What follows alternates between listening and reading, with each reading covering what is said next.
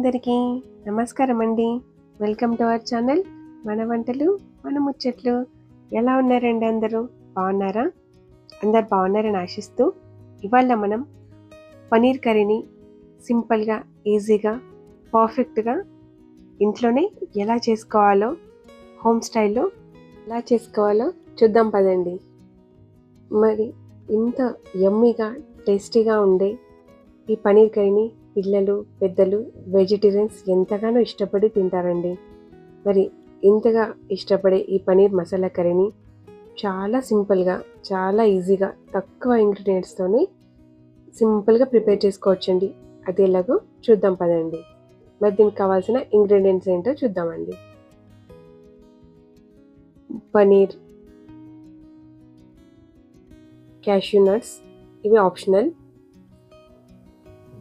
కరివేపాకు, 2-3 ఉల్లిపాయలు కట్ చేసుకొని పెట్టుకున్నవి, టొమాటోస్ అండి 2 కట్ చేసుకొని పెట్టుకున్నవి, కొత్తిమీర, అల్లం వెల్లుల్లి paste, home made mix masala, jeera powder, ధనియాల పొడి, కారం, గరం మసాలా, పసుపు, సాల్ట్. ఇవండి ఈ కర్రీకి కావాల్సిన ఇంగ్రీడియంట్స్. మరి దీన్ని ఎలా ప్రిపేర్ చేసుకోవాలో చూద్దామా? అయితే పదండి.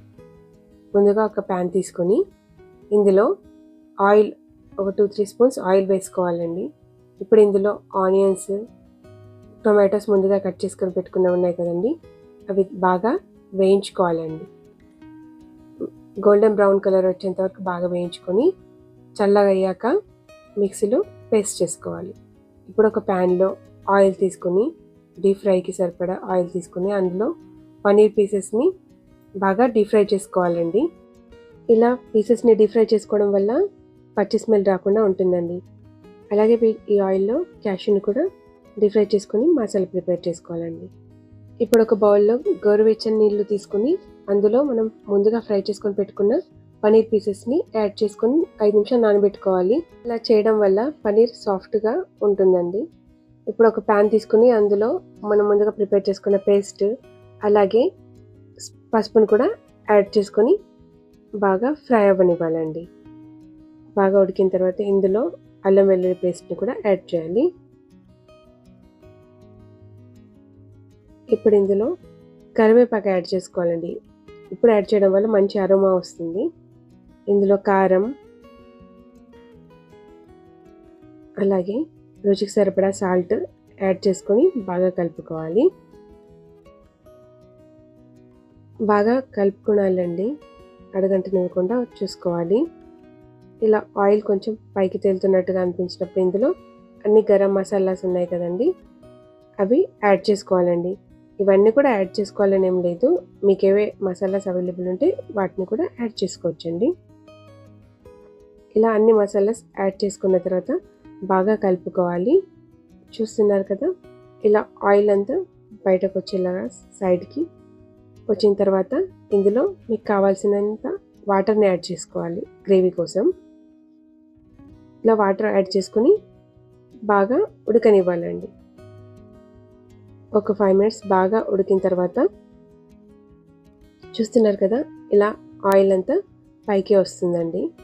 అప్పుడు ఇంకోసారి బాగా కలుపుకొని ఇందులో పనీర్ పీసెస్ని, మనం ముందుగా ఫ్రై చేసుకుని నానబెట్టుకున్న పనీర్ పీసెస్ ఉన్నాయి కదా, వాటిని యాడ్ చేసుకుని మెల్లగా కలుపుకొని ఇంకొక 5 మినిట్స్ ఉడకనివ్వాలండి. చూస్తున్నారు కదా ఎంత బాగా కుక్ అవుతుందో మన పనీర్ కర్రీ. ఆయిల్ కూడా ఇలా చక్కగా బయటకు వస్తుందండి. చాలా సింపుల్ అండి ఈ కర్రీ ప్రిపేర్ చేసుకోవడం. ఇప్పుడు ఇందులో కొత్తిమీర యాడ్ చేసుకోవాలి. కాస్త కొత్తిమీరని గార్నిషింగ్ కోసం పక్కన తీసి పెట్టుకోండి. ఇలా ఉడికిన కర్రీని ఇప్పుడు గ్యాస్ ఆఫ్ చేసుకుని ఒక బౌల్లోకి డిష్ అవుట్ చేసుకోవాలండి. చూస్తున్నారు కదా, రెడీ అండి మన డెలిషియస్ పనీర్ మసాలా కర్రీ. చాలా సింపుల్గా, ఈజీగా, పర్ఫెక్ట్గా ఇంట్లోనే ఎలా చేసుకోవాలో చూసాం కదండి.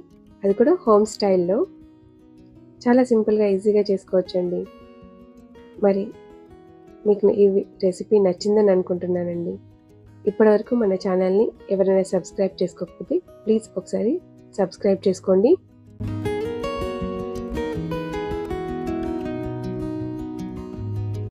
ఐ హోప్ మీ అందరికీ ఈ వీడియో నచ్చిందని అనుకుంటున్నానండి. నచ్చితే లైక్ చేయండి, షేర్ చేయండి, సబ్స్క్రైబ్ చేసుకోండి. మీ ఫ్యామిలీ అండ్ ఫ్రెండ్స్కి షేర్ చేయండి.